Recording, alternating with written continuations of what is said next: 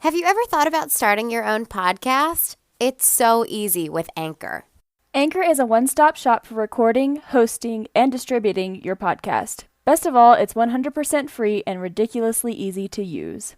And now, Anchor can match you with great sponsors who want to advertise on your podcast. That means you can get paid to podcast right away. In fact, that's what we're doing right now by reading this ad. We struggled to find the right way to distribute our podcast, and Anchor made it quick, easy, and free. We're on platforms we had never heard of, and that's all thanks to Anchor doing the hard work. So, if you have been thinking about starting your own podcast, head on over to anchor.fm/start. That's anchor.fm/start.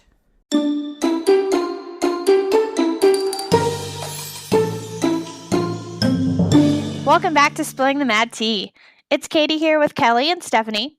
Rachel couldn't be here today, so we're going to be discussing a topic that she doesn't really care for anyway, the Wizarding World of Harry Potter. She hates it. She's not a Potterhead. We're all huge Harry Potter fans and have been since before we knew each other, and we're so excited to be discussing this. We've been talking about doing a Harry Potter themed episode since before this podcast was a thing. So if you're not a Harry Potter fan, don't worry. We're going to be back to our regularly scheduled Disney tea next time. So grab yourself a butterbeer and a chocolate frog, and let's jump into the magical world of Harry Potter. I'm so excited. I feel like we should hear like the bricks moving in Diagon Alley in the back of the leaky cauldron. We're spilling the butterbeer today and not the tea. We are. Yes, we're spilling the butterbeer. I almost made myself a hot butterbeer this morning, but it would have taken me like 45 minutes and I would have had to go to the grocery store. So I didn't think you guys would appreciate the delay for Just that. pretend your coffee is a butterbeer. I will. I'm going to pretend my coffee's butterbeer. That's a real stretch. There's nothing like Or butterbeer. is it? I mean, no. They do make a butterscotch creamer though. It's not butterbeer, but it's reminiscent enough that it's good. I almost bought it the other day, but I'm like how often am I going to really want that? It's Yeah. very sweet. True. Next time I'm going to make a butterbeer.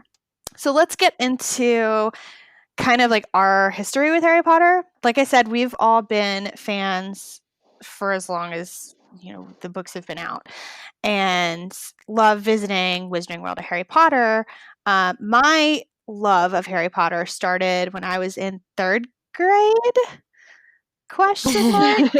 I'm pretty sure it was 3rd grade, but I was in the school library, and it was actually Chamber of Secrets was the first book I read, which What? I know was out of order, but it was sitting on a shelf. And some other kid was like, "Oh, that's too big of a book. I bet you won't read that." And I was like, "Bitch, watch me." You do not challenge. You really don't. I take it too far. Like I cannot stand to not win a challenge. So I was basically like dared to read this book, and I did, and I couldn't put it down, and I read it in like a couple days. And you were like, who are they not naming? What is going on? I know, right? I know. Yeah, it was very much like, what? And I wasn't a big reader at the time, and that also started like this like love affair with reading for me. So then I started reading everything I could get my hands on, and obviously like I read the first book as well. And at the time, it was just the first and second book that were out. And from then on, like every time a book came out, I'd be like waiting at the bookstore, like at midnight, like waiting to get my book. And it was a big thing. And eventually, like a couple books down the line, my sister started reading them. And my mom got so mad because we insisted on both having a copy when they came out. And she was like, "I'm not buying you both a copy. These books are like $20 a piece. Like, you're not both getting a book." And so we'd fight about who got to read it first. And I'd usually win because I was a faster reader and I started the Harry Potter love anyway. But for some reason, the last book, my sister got to read first. And I was so mad. I like saved up all my money and like went and bought one myself because I loved it so much. What about you guys? Do you remember the first time you read Harry Potter? So I really don't. I've mentioned this before, but my memory sucks. I do remember, like, I don't remember it ever not being something that I loved. I don't remember when I read the first book. Sorcerer's Stone was published in 1997, so I was like 6. So I doubt I read it immediately, but I did grow up with the books, and I just I love them. I don't remember the specifics of like when I got the books or anything like that. But my brother and sister were years older than me, and they were never as into it as I was. So it was just me reading them. I do remember for my 13th birthday, I had a Prisoner of Azkaban birthday, and my mom made a cake. I love it. I love it. I wish we had known each other. Yeah, we would have had so God, much we would to have been discuss. awesome nerds. Yeah. So my mom made me like a cake that was cut out in the shape of Hogwarts, and it had like Harry flying on his broom. And I remember like Prisoner of Azkaban was my favorite movie. It kind of still is my favorite movie for the reason that I like every morning before school I would put it on and watch it. And I would like fast forward to my favorite parts. Like when they went back in time, that was my favorite part of the entire movie. So every morning before school, I was watching Harry Potter and the Prisoner of Azkaban, and I just wanted to live in that world so bad. And like I said, I don't remember a time that I wasn't like in love with Harry Potter. So it's just always been there, and I think it always will be there. Sorry, just a side note. When you're like casually Yeah. like, yeah, my mom like just like cut out a cake in the shape of Hogwarts. That's not like my mom cut out a cake in the shape of Hogwarts. Kellie's mom owns a cake shop, so this was probably like a model scale of Hogwarts. Well, it was flat. Like it wasn't like a 3D cake. It was flat, but it was cut out in the shape of Hogwarts. Yeah, my mom owns a bakery, and she does like these super elaborate cakes along with my aunt and my cousins. So yeah, all of my birthday cakes were always amazing. Amazing. And if I can get my mom to find a picture of the Harry Potter, the Hogwarts cake, we'll post it. But I'll have to see if she can find that picture. I have a request. Yes. The next time the three of us are in Alabama together, can your mom make us Harry Hogwarts Potter cake. to like make up for all the Hogwarts cakes we Yeah. didn't get because we didn't have a cool mom who owned a bakery? Yeah, I'm sure my mom will listen to this episode. So, Mom, that's a request. I don't know when this will be, but we would like a Harry Potter cake if at all If possible. you don't mind. Yeah. So, Stephanie, what's your Harry Potter story? Well, I don't ever remember getting a Harry Potter cake as a child, but I do remember my mom being the first one who read the books. I think she must have heard it on like the news or read it in the paper that like this was a big deal. So she got the book, Harry Potter and the Sorcerer's Stone originally, and I guess she read it and was like, Stephanie, you should really read this. And I think like you're right, the books came out like when like chapter books were just like becoming a thing that like we might be able to read. Yeah. So I think I picked it up and like tried to get through I think I read the first 3 chapters like a million times. And I was like, this is boring. This is boring. This is boring. Like the It's kind of Dursleys, hard to get through the Dursleys part. Yes. Like, I get that, they're especially as a miserable child, because you're like, people. yeah, I get that. You're like, I could be reading this fun book over here. Why do I want to read about this miserable family? And Mom's like, oh, it gets And better. this child being abused. Yeah. So I think it took until like the movie was coming out and like other kids had started reading it. So I think the first movie came out in 2001. So by that point, I was like, well, like if I'm going to go see the movie, like I've got to read the books. Like everyone else is talking about these books. So I think I read the book before the first movie. And then the rest was history. Once you power through and you meet Hagrid, and then you get to Diagon Alley, it's like, okay, I get it.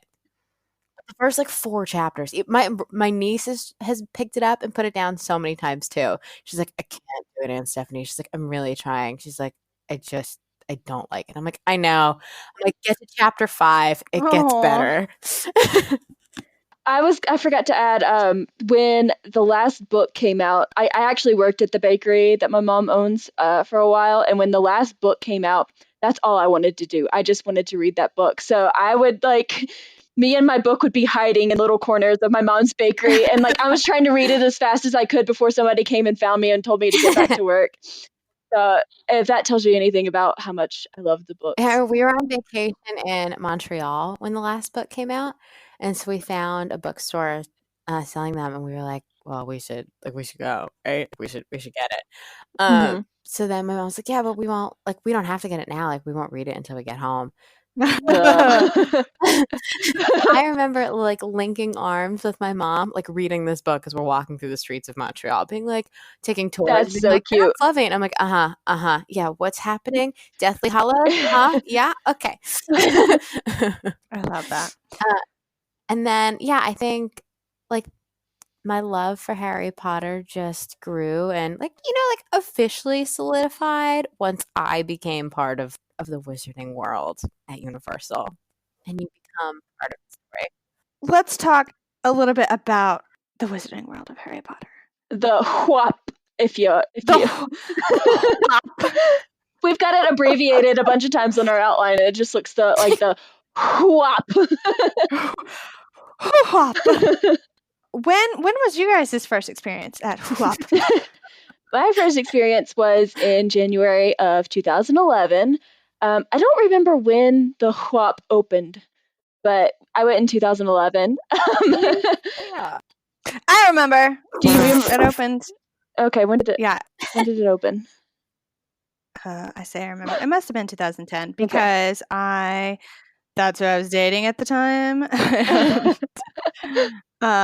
We went on the first week it opened, Ooh. and it was a hot mess. But we'll talk about that in a minute. Tell me about your first experience at WAP. I don't think this is a thing. I don't think anyone calls it. Yeah. Quit trying to make WAP a thing. We're gonna make it a thing. Well, I mean, I hear a lot of people call it like Harry Potter Land, and that just sounds weird too. Yeah, But I don't want to say the Wizarding World of Harry Potter every single time. Also, it opened on June 18th, 2010. Okay, great. So I went in January 2011. I went with my friend that I went to college with. She is a part of the DVC, so she went with, we went and stayed at the beach club, which was really cool because I'd never stayed there before. And we didn't actually go to Disney World. We just went to Universal. So we went there, and it was just Hogsmeade at the time. So we got to experience that. And I remember walking in and seeing the sign above the entrance and just being like, oh my God. And like the snow on the roof. And it was magical. And they had the train conductor standing outside of the Hogwarts Express model thing. And it was just magical. And I loved it. So I went to Wizarding World the week it opened, that week in June 2010. It was a graduation present for myself. Rachel was actually with me. Was she with me? Am I making that up? Oh God, I don't remember. I know my sister was there and the guy I was dating at the time. Maybe it was just us. No, I'm pretty sure Rachel was there. Anyway, who cares? I was definitely there with my older sister and the guy I was dating at the time. I can remember a lot of things, but I always forget who was with me because I've gone to Universal and Disney so much. It all just blends together and I forget who's with me. But I do remember the trip. I promise. So we went the very first opening weekend, and me and my sister were really the only two Harry Potter fans there. The guy that I was dating at the time was like very religious and wasn't allowed to read Harry Potter growing up, and it was like a total buzzkill. And don't ever take your high school boyfriends on vacation to you when you're going to the most magical place in the world. Take note, ladies. It'll ruin your memories.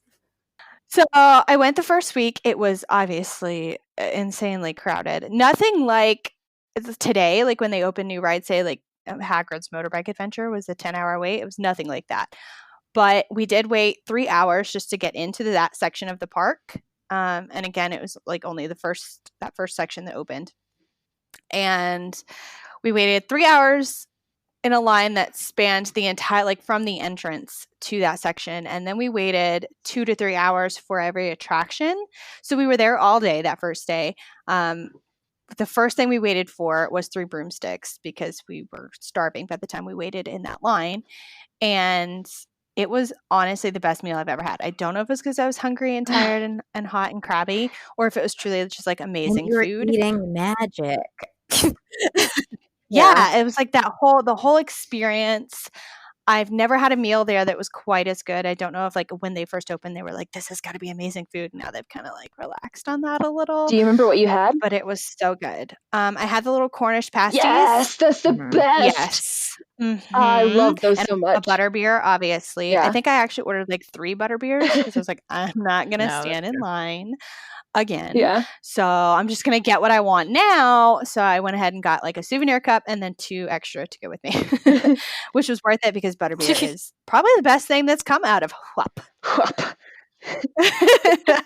It's so good. But it was amazing and magical, and like I talk a lot of shit about having brought that terrible boyfriend along, but truly like all I remember is being immersed in this magic and feeling like finally, after all these years, that little 11-year-old girl who never got her Hogwarts letter finally got to experience that. Oh, I know. Stephanie, what about you? Tell us about your first Whup experience. Well, my first experience was that my mom and my brother went without me. Oh man. I know. I was in college and there was like a great deal on Travelocity or something that was like fly down to Orlando on Spirit and then stay at the Holiday Inn across the street from Universal for real cheap. Oh, by the way, tickets are on sale and Harry Potter's open. So my mom's into Harry Potter. My brother could not care less. And I was like, what? What? So I didn't get to go until, oh, you know what? Scratch all of that. I don't think Harry Potter was open. I think they just went to Universal. So It's a good story. We'll just keep it. Yeah, it could. We'll just allow but it. now I'm like remembering going with my parents, and I think I was like showing my mom around. That wouldn't have happened if she'd already been there. So I can still see you showing your mom around, be like, yeah, this mom, your mom's like, I already know I've been here. But this is my version. Yeah. So anyway, I think my first time going was during our college program. We must have been in our jobs for a little while, and we had saved up enough money, and we bought. We wanted to go to Universal, and it was gonna be like cheap enough for us to get an annual pass because like the guy was really nice and gave us Florida resident discounts, even though we weren't permanent Florida residents. Good old George at the ticket booth. You remember George? You're so How do you weird. remember Because that? I put in like a cast compliment or a team member compliment for him because I was really pumped that he gave us that Florida resident discount, even though like really we did not qualify. I mean, I didn't say that in the compliment. I just said he was really. I mean, nice it was kind of smart because they made a whole lot of money off of us. We went every Tuesday. Yeah. Universal Tuesdays. Yeah. So my first time going was with you two and Rachel and our other roommate Janetta. We had all bought the annual passes together and had fun Universal Tuesdays. But the first time we went, I remember you guys like made sure we went through you because the two of you had been there before. So you were like, you gotta like go through the right entrance. So we're not gonna like come up the back of Hogwarts. Like you're gonna see the Hogsmeade sign. And so you like walked up and we like, kind of paused the sign. You're like, okay, are you ready? You guys like gave me a pep talk. You're like, it's really cool. Like, don't be ashamed if you cry. It's really cool. And so like, I can get closer. Yeah, you can start hearing the music, and you hear like the Hogwarts Express whistle, and like just the sounds of like people and Hogsmeade, and like it took my breath away. Like you had grown up reading these books and watching these movies, but this was the first. There was no other theme park experience like this where you were so immersed into this fantasy world. Like you were in the movie. Those were the buildings that like Harry, Ron, and Hermione like walked past. There was the music that they heard. You were drinking and eating the like things that it was so cool. And it was really magical. And then I remember we went and the three of us adopted Pygmy Puffs. Yes, and you know what was really sad? I don't know where my Puffy Puff is. Aw, I know where my. I'm pretty sure. I'm like 90% sure there's a box in my storage closet that's like stuffed animals and random shit that like as a 27-year-old woman I don't really need. I know. I look at it every once in a while. I'm pretty sure it's in there. I really need this, and I'm like, yeah, I do. Yeah, I'm like 90% sure it's in there. So maybe I'll dig through that today and find I still know where Damon Draco Chambers is. He's in my Disney room. That was what I named my Pygmy Puff. Yeah, when you adopt Because a I was Pygmy obsessed Puff, with Vampire Diaries they make you choose a and name, Harry Potter. and then they like ring a bell, and it's this whole little ceremony, and it's cute. But yeah, we were like waiting behind all these like 9-year-olds who were really excited to adopt a Pygmy Puff, and we're like, we're gonna name ours after the Vampire Diaries. I think we have a picture of the three of us with our Pygmy Puffs with the train conductor in front of the Hogwarts we were real Express. proud So mamas. And Rachel and Janetta are like so disinterested. They're like, you three are wackos. They could not care less. And the three of us, I just remember like nerds. linking arms and like holding hands, like walking under the Hogsmeade sign, being like, we've made it. This is magic. And they were just behind us, like, all right. Yeah, I'm gonna be real honest. And Rachel, when she hears this, is gonna go, rude. But I like barely remember Rachel and Janetta being there on that trip because the three of us were so just like, this is magical. I just remember they were just like lurking behind us, being like, Yeah. can we go check out the rest of the park? Like, I know they were there, but like the only reason I like, yeah, right, like the photo evidence, I'm like, oh yeah, they were there. But we have so many pictures from that trip, Stephanie's Yeah. first trip, that we will definitely be sharing this. Yeah, we just when it's the three of us and Harry Potter is anywhere like in the conversation, anything that we're doing, like we just become lost in it. And like we just focus like a hyper focus on the three of us and Harry Potter and whatever we're doing in the Harry Potter world. Like sorry guys, we don't mean it personally. We don't mean it personally, but we love it so much that like we can't help but just throw ourselves into it. We And really it's so fun can't. to have like friends that you can like geek Yeah. out of like over this with. Totally. Mm-hmm. So nothing compares to that like first trip to the Hogsmeade. Like we'd never seen this universe before. But let's talk about our first trip to Diagon Alley. Because we were also all together for that one too. Because we were all together. We all went for the first time. Oh, I love Diagon Alley. It was We're gonna take a trip, and Rachel couldn't make it. So we were like, well, you know something Rachel hates that we should take advantage of that we wouldn't have to like drag her along to where she'd be miserable.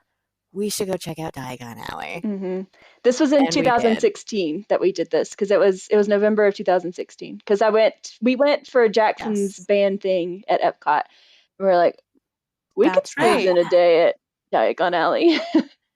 Yeah, so it was the perfect time of year because it was a little bit cooler. So we got to wear all of our fun Harry Potter merch. I was obviously decked out in Hufflepuff because that is my house. Hufflepuff forever.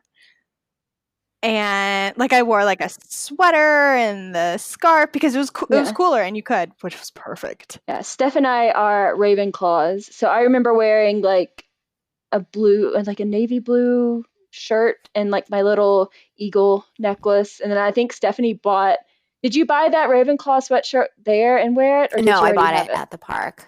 I bought like the official, super expensive, and I was like, am I ever gonna wear this Ravenclaw sweatshirt like outside of the Wizarding World, outside of WAP? But I do. It was a good investment. I love it.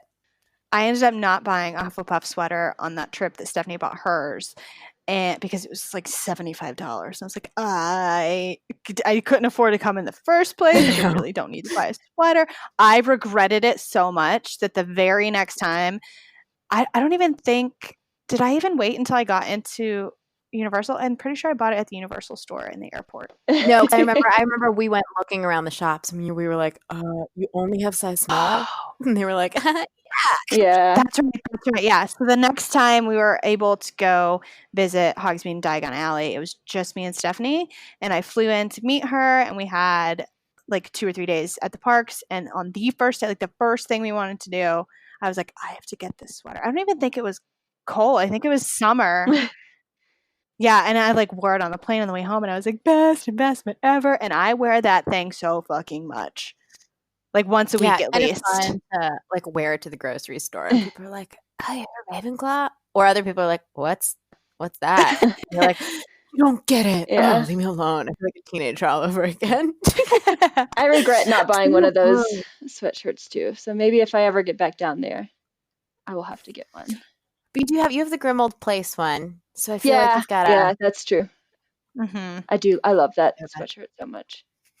Yeah, because let's just take a break and talk about the merchandise because it's amazing.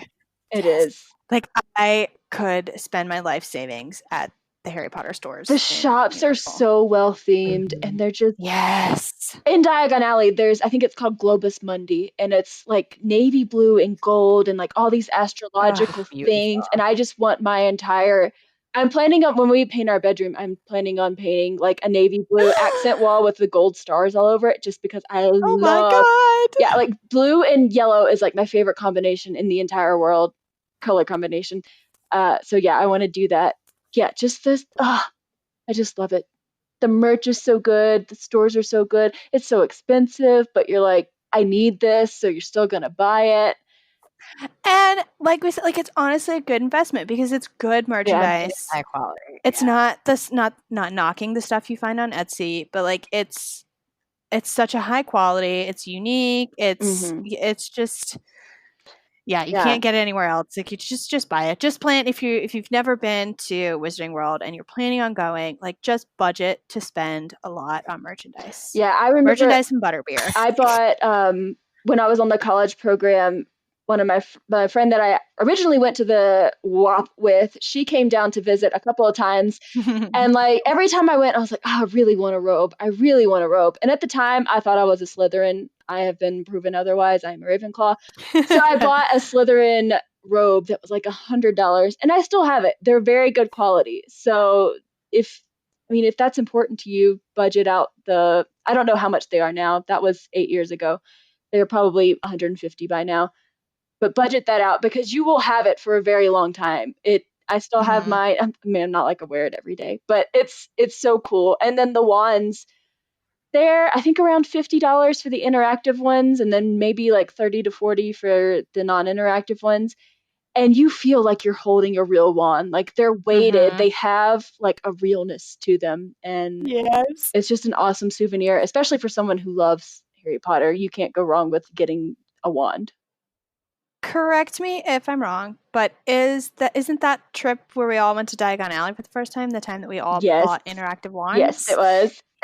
Yes. So we spent. How many days did we spend? It was just one day. Was it just one? Yeah. What we did was I think we rode the Mummy, and we were like, I want to ride the Mummy, and then we're gonna spend the rest of the day in Harry Potter. So we got there like at park open. We rode the Mummy, and then we had to go find Diagon Alley because the entrance isn't that easy to find. You have to I won't spoil it for anyone, but the entrance is kind of a little bit difficult to find. So we found that, and I remember just walking in and being like, oh my God, we're in Diagon Alley. And then you go, like, you walk a little bit, and then you see like the dragon on top of Gringotts, and nothing will ever compare to like Hogsmeade and having that experience for the first time and like feeling immersed in the world of Harry Potter the first time. But Diagon Alley is definitely my favorite of the two sections because you forget that you're at Universal completely. Yeah. You can't really see the sky. Like, you're so engulfed by this area because the buildings are tall, and I know like it's half like forced perspective, and like the colors are so like bright. And like the Weasley wizard whizzes, like the orange, the purple, and it's just so fun when you walk in and see it, and you're like, it's beautiful. Yeah, I do feel like in Hogsmeade you can see a little bit of the rest of the park, like you can see the Jurassic Park area, but in Diagon Alley you can't see anything else that's in Universal. No, it just completely turns into Diagon Alley. And like, we've been before when it's pretty crowded and it never feels like too much. Whereas if you go in the summer, like, you're, oh God, have mercy on your soul. Yeah, it's insane. But Diagon Alley, it's a lot more manageable because it was built so open. And there's so much space, and and like, if you don't want to do Harry Potter, like, you can just completely go past that. So like, you don't have to go through it, or like, whatever. It's not that like if Rachel goes and she doesn't want to go in, like, she doesn't have to like be bothered And with it. Whereas if you want to be a part of that, you can immerse yourself in that and forget about Yeah. the rest of the park. I was gonna say one of my favorite parts is Nocturne Alley. Like you have to go and seek that out while you're there.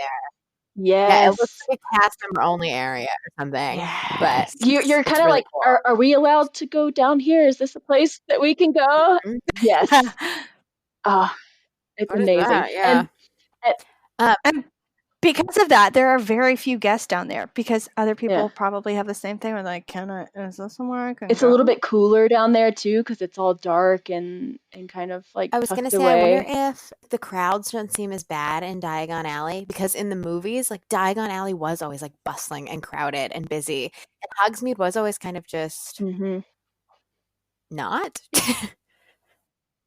So I wonder if, like, in the back of our heads, we're like, "Oh no, this is fine. Like, this is what Diagon Alley is supposed to be like." Oh yeah, like it fits the atmosphere. Yeah, like comparing, like Wizarding World's Hogsmeade to film version Hogsmeade, you're like, "This is wrong. There's too many people here."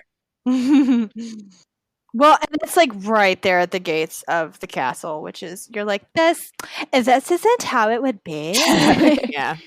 Yeah, and it's like 90 degrees and there's snow on the roof.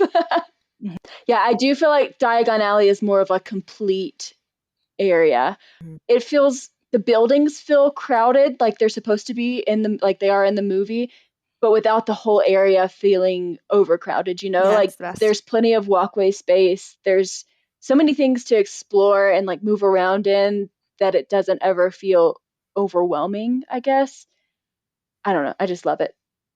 You guys have any like favorite, like little like Easter eggs, like favorite little parts of the Wizarding World?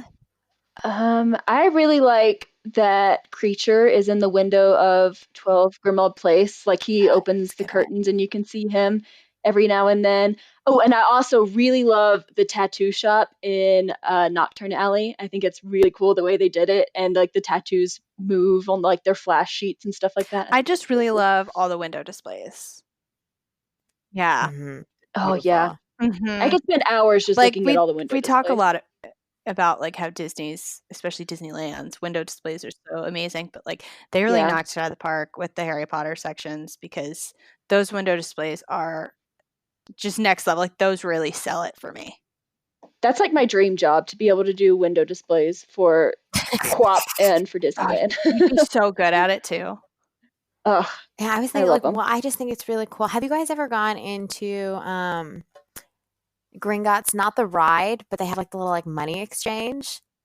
Yeah, and you can like actually Yeah. exchange Yeah. like Yeah. U.S. American like people money for Wizarding money, and you can talk to the goblin there. And I'm like, that like they didn't need to do that. It's not like Yeah, it that's draws a really whole bunch of people in, but it's really cool. Mm-hmm. Like great use of like, okay, we have a little bit of space here. We can't really like, it's not enough for like a full shop. It's not enough. Okay, well, like what are we gonna do? Instead of just making it a facade, they made this Yeah. really cool interactive and just another level of like that immersion into this world.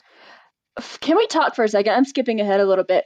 The queue for Escape from Gringotts. When you walk Yes. through the hall with the goblins, that is amazing. It's beautiful. Like it looks exactly like the movie. Yeah. It's just like they picked up that movie set and put it in Orlando and told you to walk through and look at all these goblins. Exactly. It feels like you're on the set of the film. It's just even Rachel has a note for us on our outline that's her favorite Harry Potter attraction in the parks. Like even someone who's not really a big fan can appreciate how amazing that queue is and how much detail. I do remember Rachel, little sneaky girl. She had gone like the previous summer or something like that, and she had seen Diagon Alley Road Escape from Gringotts. Didn't tell us anything about it, and like we were planning this trip, and she was like, "Yeah, I saw all that. I wrote all that," and I'm like, "What?" And we're like, You did "Okay, all this and didn't tell us." bye." We just tried a new ice cream flavor. She's like, yeah, no big deal. I did it. Yeah, it's yeah. cool. Yeah, Didn't seem noteworthy. does not compute for us because like, your life wasn't changed. Like you're not a different woman. So let's just go ahead and talk about the attractions then. Okay. So Forbidden Journey was the big attraction that opened in Hogsmeade. Yeah, sorry. That queue is Yes. way. I think that queue is the most incredible like ride queue ever. It is pretty awesome. You were in Hogwarts. I remember that. I don't think I was with you guys. I think I was with my friend from college that I keep referring to. Her name is Marissa. I was with Marissa, and we were riding it. We were in the queue, and like it broke down, and we were in the Gryffindor common room, and we just got to like chill out in there because it was down for a little while. And we're just sitting in the Gryffindor common room, like just hanging out because we can't move through the queue. Oh, it's fantastic. And I don't think that was the first ride of its kind, I think. Like I can't think of another ride to compare it to that's and like come I think out. they It was had to amazing. develop a line for people to just walk through and get to experience the queue because it's so amazing. Like people had no interest in the ride. They're like, I can't ride rides. I just want to walk through the castle. Yeah. They developed like their own lane so you could still enjoy the castle without going on the ride. And I just think that speaks so highly to like the detail that they put into this queue. Like they were talking things. Like it is a bit of an intense ride. So like I was mentioning to you guys, I went the first week it opened and they didn't have that like walk through section at that point. It was just all like the queue for the line. We saw so many people getting in the line, walking. I mean, I'm talking 3-4 hour wait through this queue just to see the line. And then they'd get they'd get up to the ride and they'd be like, how many? And they'd be like, oh, we're good. Where's the exit? And they'd leave. And so they created that because they had so many people in that line that were just there to experience it. Yeah. Which is it, like I've never heard of that ever. Even like to this point ever, like having a line for a line, you know, like it shows you how immersive that is. Yeah, I don't really like to compare Disney and Universal because they're so different and you can love both of them. But I do feel like the introduction of Forbidden Journey really kind of stepped up the competition between Disney and Universal, which is great for the people who love both because competition just means more great experiences for you. So like, if you love Disney and you love Pandora, like you better thank Harry Potter. Yeah, thank the Phoenicians, thank the Potterheads. Yeah, like look what came out of that. Look, like now we're getting these full immersive, you know, Pandora and Galaxy's Edge, and we wouldn't. I don't think we would have gotten that if we hadn't gotten the immersion that we got in Hogsmeade and Diagon Alley. And we literally just talked about this on our last episode at Hogsmeade versus Diagon Alley, and like the change between those two. It's Diagon Alley is a completely different level of immersion than Hogsmeade even was. Yeah, and just speaking to Forbidden Journey, just to give a little like overview of the ride, you're kind of on like a bench. You sit down, your feet are kind of dangling. So if you're wearing flip-flops, take them off and sit on them, or you might lose them. Your feet are dangling. You're on like this bench that's on an arm that can rotate and flip you not completely upside down, but you'll flip to where you're like laying on your back and you just go through Hogwarts and like the grounds and you see Hagrid and a dragon and some spiders and a basilisk skeleton and some Dementors and the Whomping Willow. Spoiler alert. I said I'm going to do an overview of the ride, so I'm not telling you when you'll see all this stuff, but you will see this stuff. I will tell you, if you've got a fear of spiders, it's after the dragon. Yeah, right? it's after as soon as the dragon section is done, just close your eyes and keep them closed. I remember I used to have to tap your leg. Hear something about the Whomping Willow. Yeah, like I had a really intense arachnophobia, and I've kind of like gotten over it. Go me. But at the time, it was like I had near panic attack the first time. Not even near. I had a full-on panic attack the first time I wrote it because a spoiler alert, wasn't aware that there would be spiders as big as a car on this ride, and like I couldn't like feel my face or my legs, and I like freaked out the first time I wrote it. Actually, wasn't great because of that. The next time I wrote it, I was aware like where this started, and I could just close my eyes and skip that part, and then the rest of it was amazing. Do you want to read Rachel's note about the spiders? Yeah. So Rachel's note on the Forbidden Journey is terrified. Those fucking spiders can kiss my ass, yo. Yeah, I remember I had to sit between Rachel and Kaitie and like tap their legs whenever the spider part was over so that they could open their eyes and continue on with the ride. Yeah, thanks, You're Mom. welcome. Yeah, it's just such an innovative ride. I know that people talk a lot about the screens because like after Universal did Forbidden Journey, like screens started popping up in every single ride. But I do feel like there's enough like screen and like actual props and actual moving things that it it's doesn't okay feel in like you're Forbidden looking Journey. at screens. Yeah, the entire time. Yeah, it's very hard to describe this attraction to anyone who's not rode it, because is it a roller coaster? Well, no. Is it a simulation? Well, no. Like, you know, what is Yeah. it? That's it's its own thing. It's completely Yeah.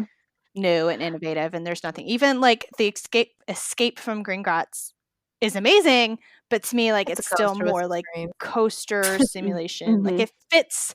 Yeah, it fits into that category, whereas Forbidden Journey just does not fit in any I think category. It's I its think own I thing. saw like a little meme like shortly after Forbidden Journey opened, and it was like, "Welcome people to Hogwarts. Put them on flying benches." It was just like, okay, but it works. It's kind of a weird concept, but it works so well. I think, like, at the time that came out, I would say that was the best theme park attraction, like, in world. I mean, I haven't been on every theme park attraction in the world, but I would venture to say that had to be the best. For me, I would still venture to say that it is the best. Like, I love Flight of Passage, but it's just a souped up, innovative Soarin' to me. Like, it's amazing, don't get me wrong. Like, I'd ride it back to back today if I could. But like Forbidden Journey for me has still got that element of like realness. nothing else. You It's not like do anything have like else. a sense of, oh my god, I might be in danger for like a few of the scenes, like when the Whomping Willow and then the Dementors, like you're like, oh, is my soul about to be sucked out? Like that could be a thing that happens. Like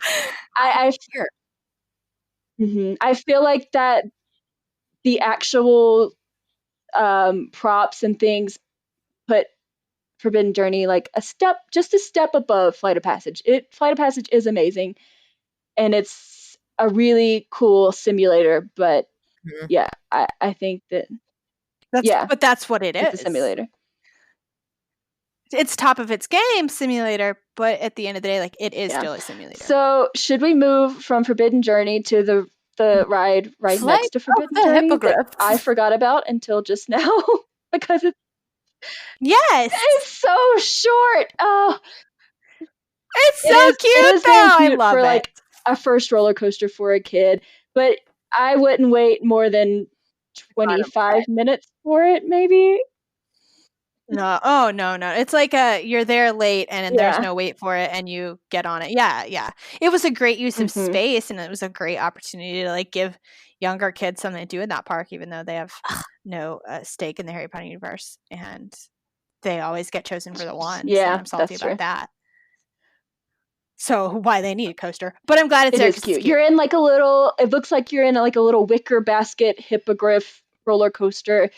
And as soon as you get on it, it's over. It's like the Goofy Barnstormer of Whop. Whop.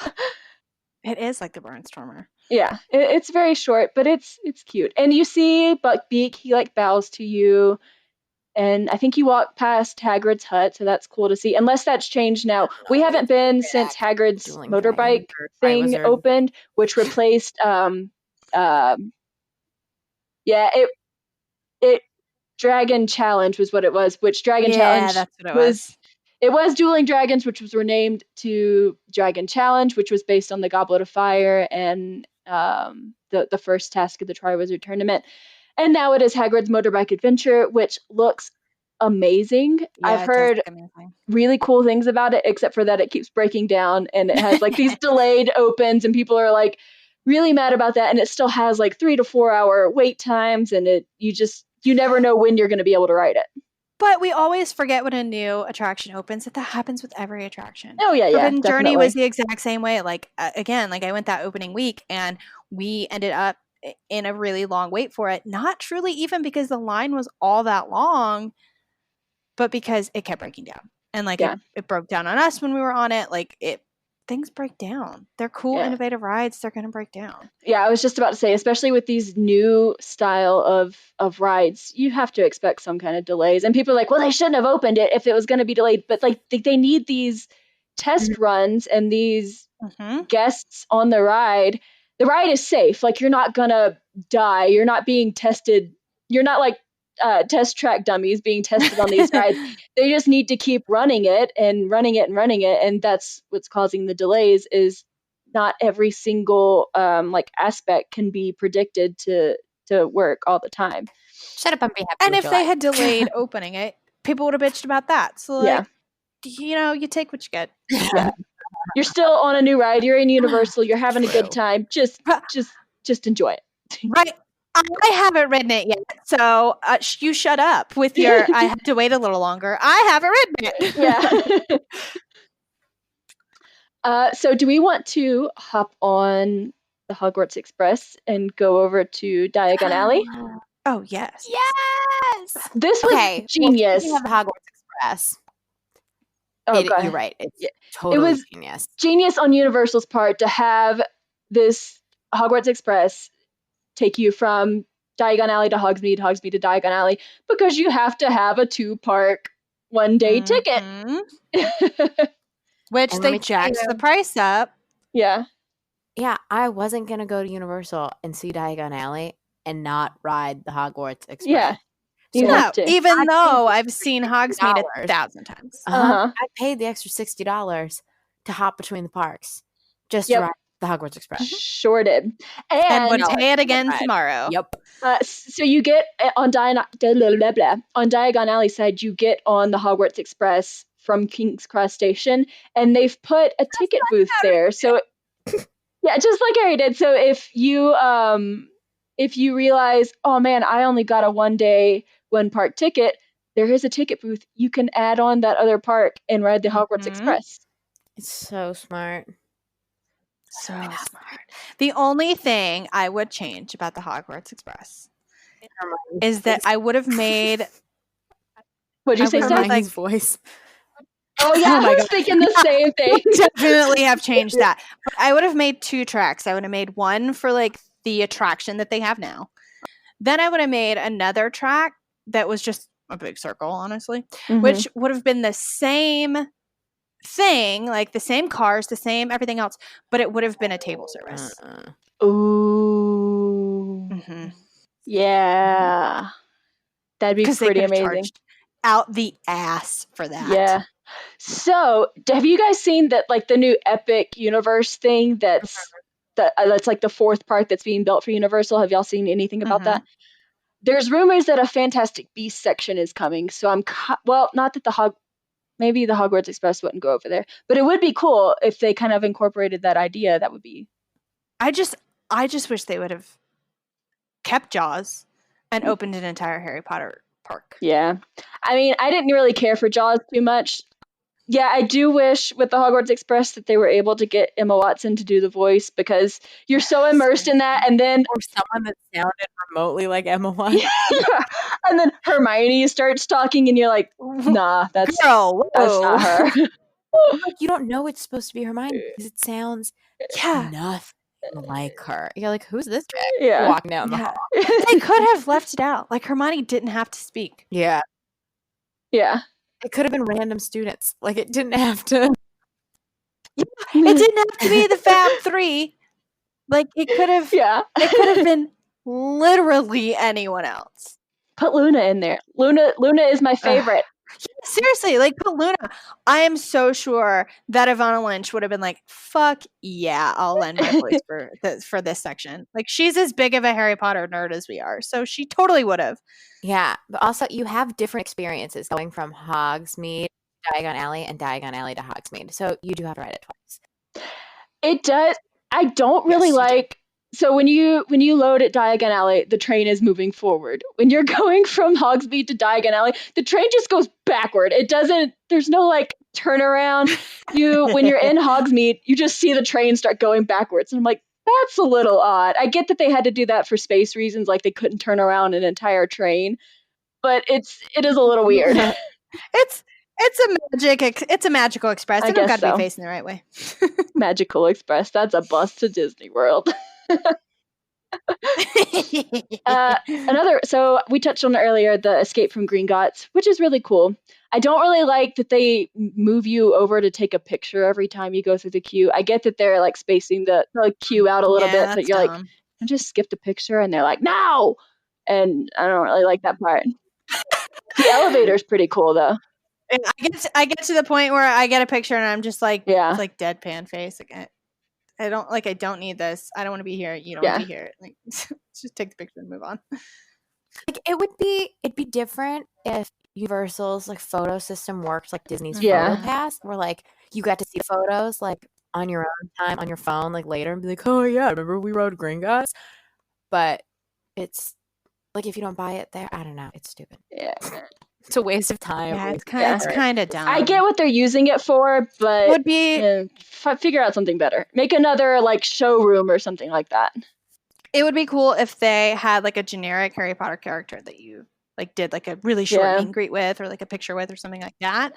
Other than It could be- something other than it just, could be let's like take a- picture of you after you've been in this It could be like a line. Gringotts bank worker or somebody like that. I don't know. Or a little goblin, Yeah, like a little yeah. goblin setup thing.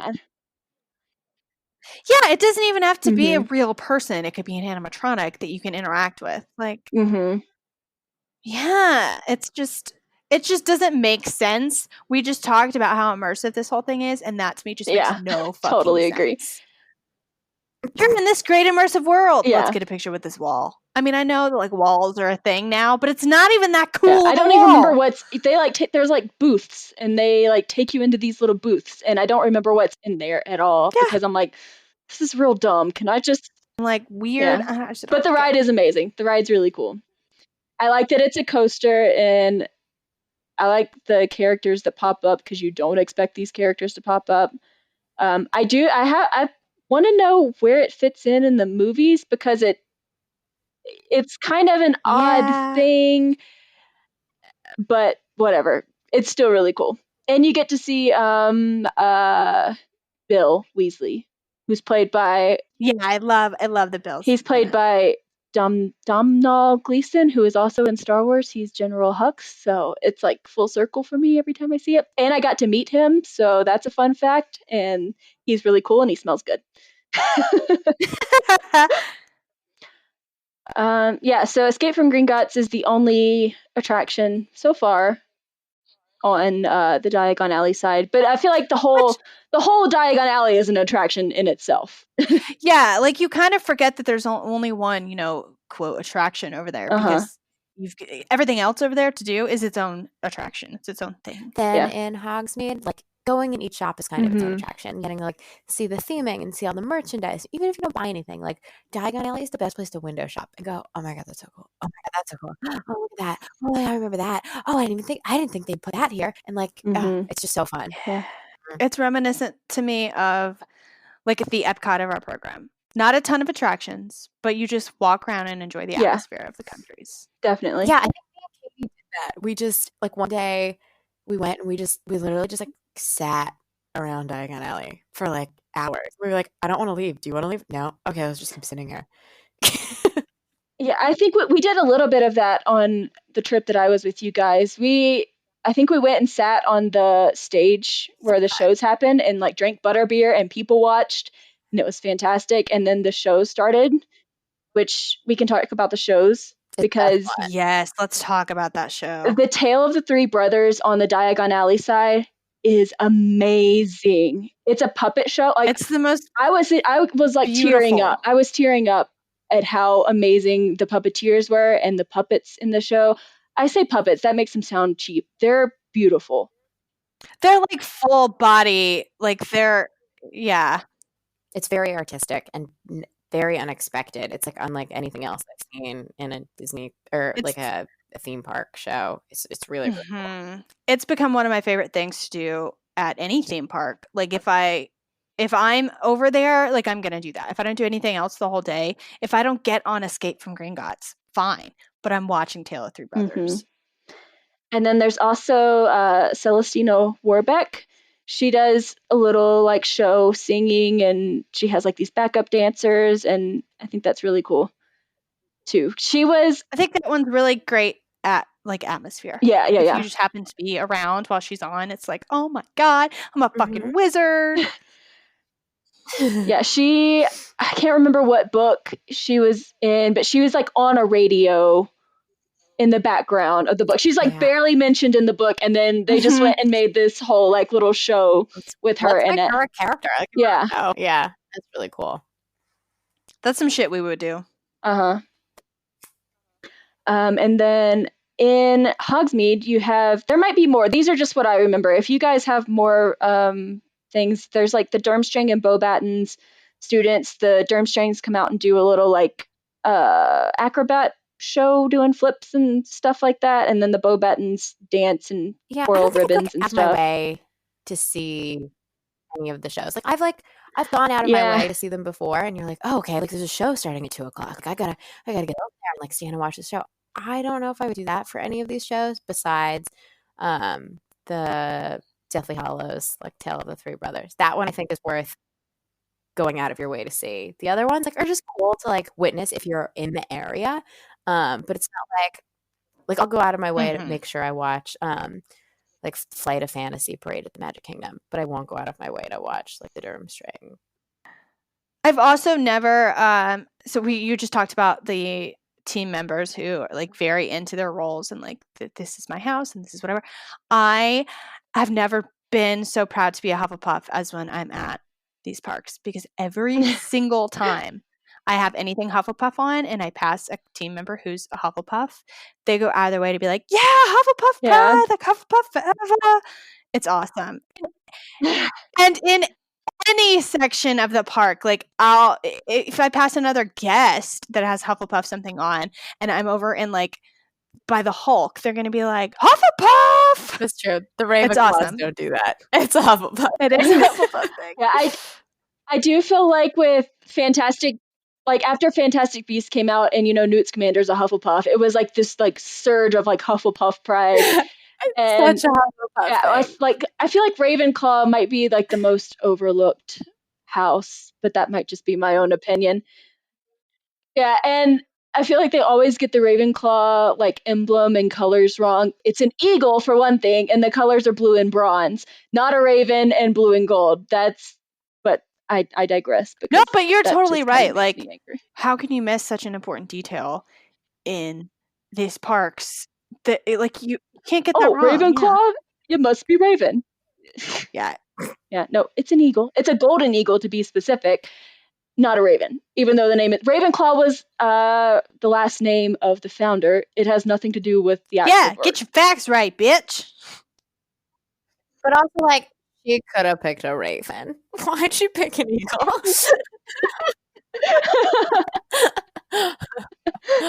I guess so. That is true. Why you gotta make things complicated? Rowena, come on, girl.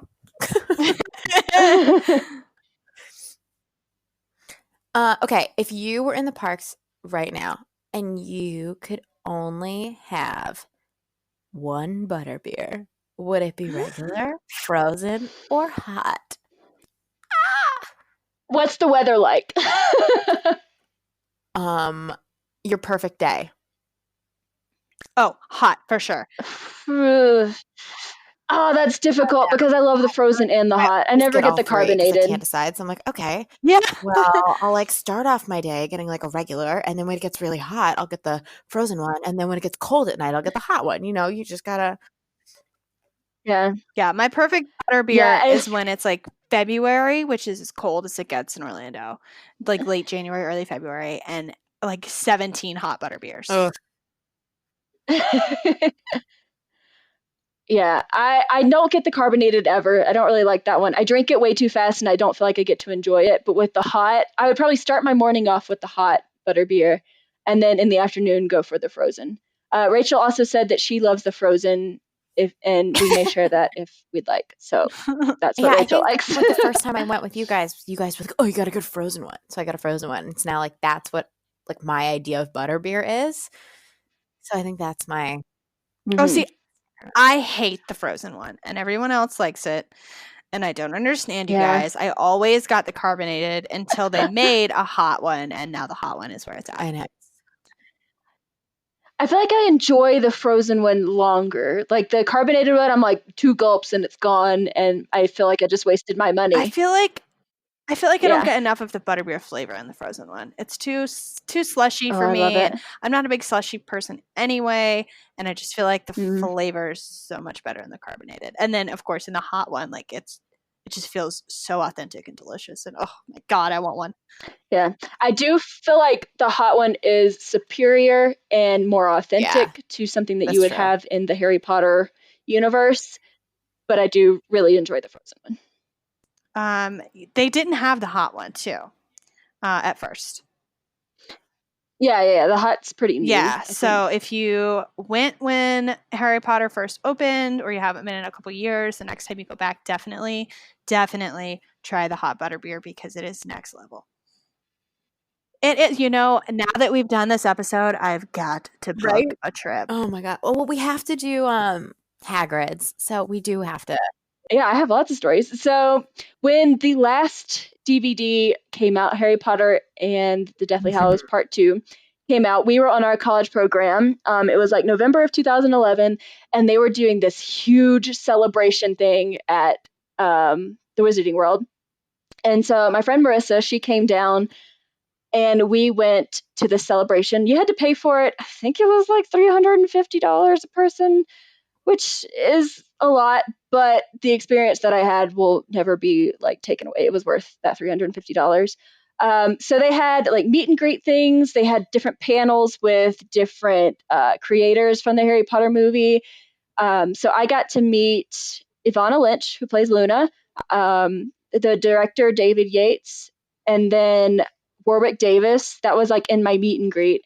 And then on the last day, they had this huge red carpet event through Hogsmeade, and they had a ton of cast members come through. I got to meet Rupert Grint, Domhnall Gleeson, which I talked about earlier, Rick Moran, who played Scabior, one of the Snatchers from the last movies. Who else was there? Cho Chang. I think her name is like Kaitie Leong or something like that. I'm probably pronouncing the last name wrong, but it was just an unforgettable experience. And like after the red carpet thing happened, they had like this huge buffet out where you could go eat like all the food that they serve at Three Broomsticks, because that was the only restaurant open at the time. And I got my plate and sat down on the bench like under the owl, like near the Owl Emporium. And I hear somebody say, "Hey, can I sit here?" And I look up, and it is Alfie Enoch, the guy who played oh my god, Dean Thomas. Yeah, the name just escaped me and I was like, "Oh, yes, you can sit here." But then somebody came up and was like, "No, like you guys are all sitting back here." Like they had all the actors and stuff sitting separate from us peasants. But yeah, I was like 2 seconds away from sitting. He was 2 seconds away from sitting next to me, and that was really exciting. But you still got to talk to him, So, and you didn't yeah, fully I like snakes on him. Yeah. You like No, I coherently didn't. answered I it. didn't. I was. Yeah, and it was so weird because like a few years later, he was like the star of How to Get Away with Murder, and I was like, "Hey, that guy wanted to sit next to me for 2 seconds." But yeah, so those are my cool stories with that, and I have lots of pictures that I can share from that because it was a lot of fun. Yeah, you definitely should. We were Steph and I were seeing with jealousy too. The whole time she was doing this super awesome event. But at the same time we were like, please send us pictures and updates. Like we want to know what's going on. So we can sit at home and be super jealous. Yeah. It was pretty amazing. Yeah, if they ever offer something like that again, we should definitely plan to go to that. Yeah, I don't think they've had something quite as large or with as many cast members as they had then since then. I know that they've done like the celebration. I don't think they did it this past year, but y'all have gone a couple of times, haven't you? To the celebration of Harry Potter. Did we just go the once? We did just go the once, and then they didn't do it for a few years, which is upsetting. So hopefully they continue to do that. But that was awesome. So Steph and I went to the Harry Potter celebration weekends. We had annual passes that were about to run out for Universal, and it just happened to fall at a time that it was perfect. So we took advantage and we went, and it was cooler. So we dressed up in all our Hogwarts gear. and hung out in the sections. They had like a Q&A with some of the cast, and Hot Bottom was there. And he was not there when I was at our celebration that I went to. He was not there. I couldn't like process my emotions when he opened his mouth. Like Neville's my favorite Harry Potter character, and like his portrayal of Neville was just everything. I just love him so much, and that's like basically all I remember because I was so like starstruck. And they had like an expo room where you could see some of the props from the show. This was right before they opened the Forbidden Forest thing at the studio tour, and so they had like a little booth for that, and we got to go in and take a picture with the actual Aragog prop, which was awesome and terrifying. Yeah, it was very scary. This was like right as I was kind of getting like dealing with my arachnophobia, so I was like, okay, sure, we can go. But we didn't know that like that's what we were gonna get to take a picture with until like right before you get to that section. We just thought it was like a tour of how they do the special effects and stuff, which it was. But then you got to take a picture with the actual prop, and we were like, "Oh, hey, big spider!" Okay, it's huge. So I know we have a picture with it somewhere, but we'll have to find it. Well, on that note, join us next episode, where all four of us, hopefully, will be here and we'll be talking about Disney again. But we have really enjoyed talking about Harry Potter for a week for you guys. And let us know if you like it. I mean, we're going to continue doing this anyway because we love Harry Potter. But we hope you like it. Yeah. We want to know your opinions, but we're still going to talk about Harry Potter. So we hope you guys enjoyed our trip down Diagon Alley. And we'd love to hear what you think about this episode. If you'd like to hear more Harry Potter themed episodes, feel free to email us at spillingthemadtea@gmail.com. It will really make Rachel so happy to get a Harry Potter email. What if the only email she ever gets is please email her Harry Potter stuff, because it will make our day. It'd be so good. Yeah, we do love you, Rachel, and we miss you on this episode. Well, not on this specific episode because you probably wouldn't care too much about it, but we miss you. I'll just leave it at that. We do miss you. Also, on that note, Rachel she's like the Twitter buff out of all of us, so she controls the Spilling Mad Tea Twitter account. So she'd really love some Harry Potter tweets coming her way too. Tweet at Spilling Mad Tea all your best Harry Potter memes, and she won't get any of them, and she'll be so frustrated. God, we're mean. We are. We do have a little bit of a mean streak in us when it comes to Rachel and Harry Potter. Oh God! And you can also send us an owl on Instagram at Spilling the Mad Tea. Thank you all so much for joining us. We look forward to talking to witches and wizards again very soon.